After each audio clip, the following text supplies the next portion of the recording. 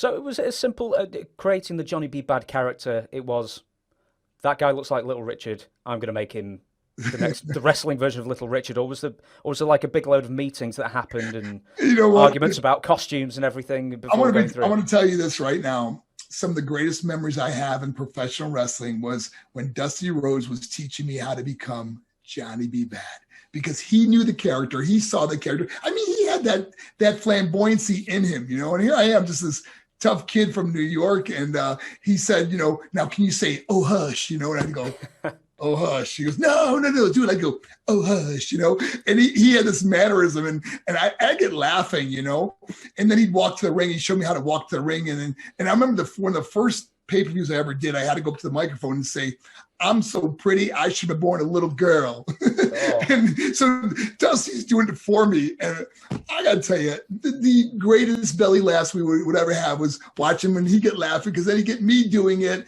he goes, that's the way I want you to do it. You know, and then he had me put all his makeup on. And it was just some great memories. And man, I love that guy.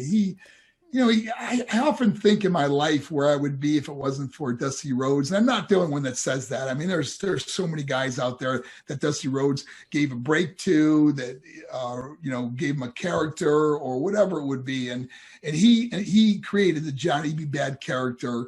And we just took it to another level when we introduced kind of the Muhammad Ali charismatic Johnny B. Bad Little Richard character that just became, I'm a bad man, and it just took off. Did Dusty Rhodes ever use the word, I'm Genathan, baby? I'm Genathan.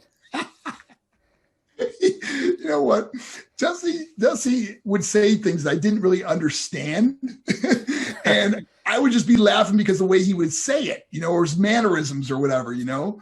And he'd say it like this. And I kind of didn't understand what he was saying because he has that kind of, you know, Southern lisp kind of thing, you know. But I don't know, even just thinking back now, I'm just great memories, man.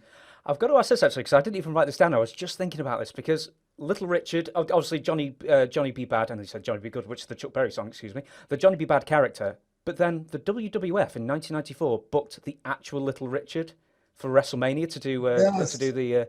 Yeah. At any point, did you go to the management at the time and go, well, he's obviously taking bookings. Why don't we have him round here and do something maybe? You know what? I think they did try to get him. I'm not real clear on it, but you know, Little Richard, I remember one time they took a picture of me. He would hold up a poster like at one of his concerts, and it was a poster of me as Johnny B. Bad. And he'd say, they said he's pretty. He's not as pretty as me. And he ripped off the poster.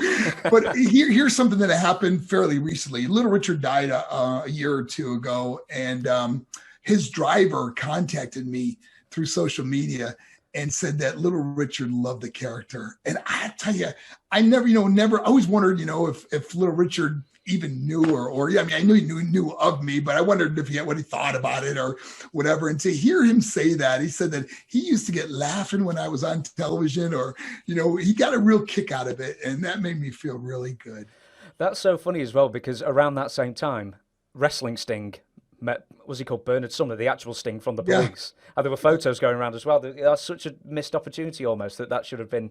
Yeah, I would have loved to meet him. And they even, Hollywood even drew up a screenplay with me and Little Richard in this sitcom that we actually filmed without him because they were negotiating the deal with him. And it was written by Barry Vigon, who did a lot of the Seinfeld episodes.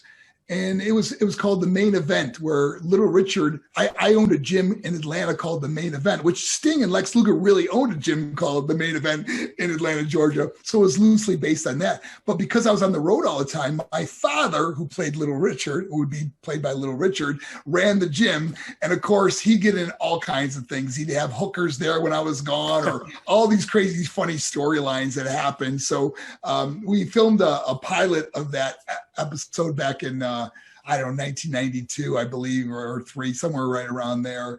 And it never came to fruition, but it was something that was a lot of fun, and hoped it would have made it back then. Do you smell what the Rock is cooking? Enough is enough! Rudy Poo Cadillac! I had him writhing in pain with my sharpshooter. Rocky!